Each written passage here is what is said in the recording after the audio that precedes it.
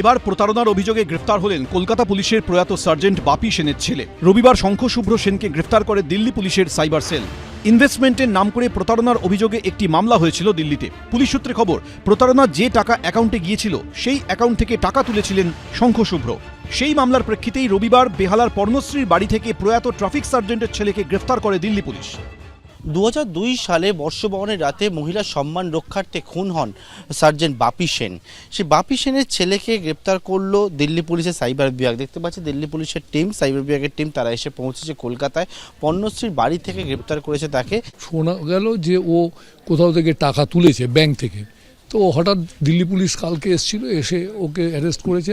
আমি গিয়ে থানায় যখন জিজ্ঞেস করলাম, বললাম যে ওর অ্যাকাউন্টে কি টাকাটা ঢুকেছে? বললো যে না, ওর অ্যাকাউন্টে ঢুকেনি, ঢুকেছে অন্য এক লোকের অ্যাকাউন্টে, কিন্তু ওকে দেখা গেছে টাকা তুলতে। আমি বললাম টাকা তোলাটা কি অপরাধ? এখন সেই টাকাটা হয়তো ইয়াং ছেলে হয়তো টাকার লোভ দেখিয়েছে, সেই লোভে হয়তো গেছে। কলকাতা পুলিশ কোনো কোঅপারেশন করেনি বলে রেড করতে পারেনি। ওরা তো আমাকে এও বলেছে, কলকাতা পুলিশ যদি আমাদের সাথে কোঅপারেট করে আমরা ওকে এখানেই ছেড়ে দিয়ে যাব, আমরা নিয়ে যাব না। কোনো কোঅপারেশন করেনি। 2002-এর 31শে ডিসেম্বর বর্ষবরণের রাতে মধ্য কলকাতায় মহিলার শ্লীলতাহানি রুখতে গিয়ে কলকাতা পুলিশের রিজার্ভ ফোর্সের কর্মীদের হাতে খুন হন সার্জেন্ট বাপি সেন। তার ছেলেকেই এবার প্রতারণার অভিযোগে গ্রেফতার করল দিল্লি পুলিশ। যদিও দিল্লি পুলিশের ট্রানজিট রিমান্ডের আবেদন খারিজ করে দেয় আলিপুর আদালত। অন্তর্বর্তীকালীন জামিন পেয়েছেন শঙ্খ শুভ্র সেন। শুক্রবার তাকে দিল্লির আদালতে হাজিরার নির্দেশ দেওয়া হয়েছে। পার্থপ্রতিম ঘোষ, এবিপি আনন্দ। যদি এখন থেকে কেন্দ্রীয় বাহিনী নামাতে হয়, এখন থেকে কেন্দ্রীয় বাহিনী নামাতে হবে। কোনো বাহিনী ভোট দেবে না, ভোট দেবে বাংলার 10.5 কোটি মানুষ, যাদের জীবন মমতা ব্যানার্জির প্রকল্পগুলো দ্বারা নিরাপদ, সুনিশ্চিত। চূড়ান্ত ভোটার তালিকা প্রকাশের পরেই রাজ্যে বিধানসভা ভোটের দিনক্ষণ ঘোষণা হবে বলে সূত্রের খবর। কদফায় ভোট হবে তা নিয়ে ইতিমধ্যেই শুরু হয়েছে জল্পনা। ভোটে কত কেন্দ্রীয় বাহিনী লাগতে পারে তা নিয়ে প্রাথমিক বৈঠকও সেরেছে নির্বাচন কমিশন। এই প্রেক্ষাপটে কেন্দ্রীয় বাহিনী মোতায়েন নিয়ে ইঙ্গিতপূর্ণ মন্তব্য করলেন সুকান্ত মজুমদার। শনিবার রাতে পশ্চিম মেদিনীপুরের চন্দ্রকোনায় তৃণমূলের বিরুদ্ধে শুভেন্দু অধিকারীর কনভয়ে হামলার অভিযোগ ওঠে। প্রতিবাদে পুলিশ বিট হাউসে গিয়ে অবস্থানে বসে পড়েন বিরোধী দলনেতা।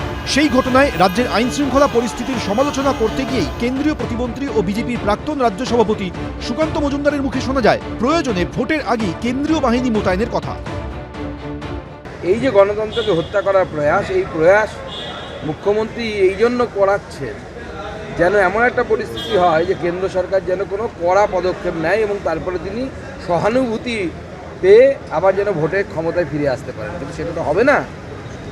তা মানুষ ঠিক করে নিয়েছে যে এবার তৃণমূল কংগ্রেসের বিদায় হবে। ভোটের আগে কি সন্ত্রাস বাড়বে বলে আপনার মনে হচ্ছে? বাড়ানোর চেষ্টা করবে, এটা নির্বাচন কমিশনের কাজ। সন্ত্রাস যেন না হয় তার জন্য যা করার তা করতে হবে। প্রয়োজনে যদি এখন থেকে কেন্দ্রীয় বাহিনী নামাতে হয়, এখন থেকে কেন্দ্রীয় বাহিনী নামাতে হবে। 2021-এর বিধানসভা নির্বাচনে 8 দফায় ভোট গ্রহণ হয় পশ্চিমবঙ্গে। সর্বোচ্চ 1071 কোম্পানি কেন্দ্রীয় বাহিনী পাঠিয়েছিল নির্বাচন কমিশন, কিন্তু তারপরেও অশান্তি ঠেকানো যায়নি।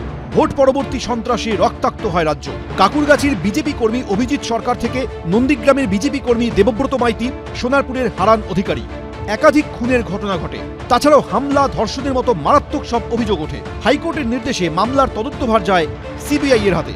সেই সময় পর্যবেক্ষণে আদালতও বলে, খুব দুঃখের যে ফল ঘোষণার পরে রাজ্য অশান্তি আটকাতে পারছে না, পরিস্থিতি নিয়ন্ত্রণে আনতে পারছে না। যদি রাজ্য তার বাসিন্দাদের নিরাপত্তা দিতে না পারে তাহলে সেটা উদ্বেগের। আর কয়েক মাসের মধ্যেই রাজ্যে ফের শুরু হবে আরেকটা বিধানসভা নির্বাচন।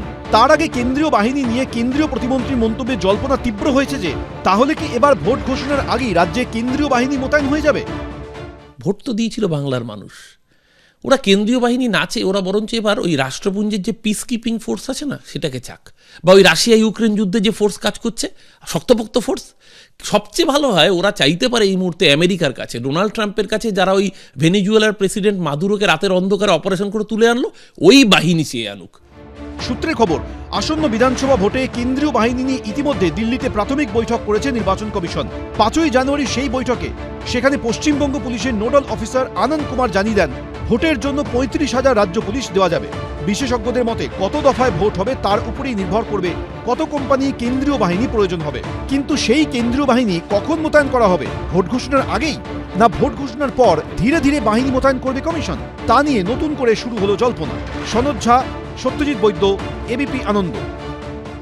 এবিপি আনন্দ, এগিয়ে থাকে, এগিয়ে রাখে।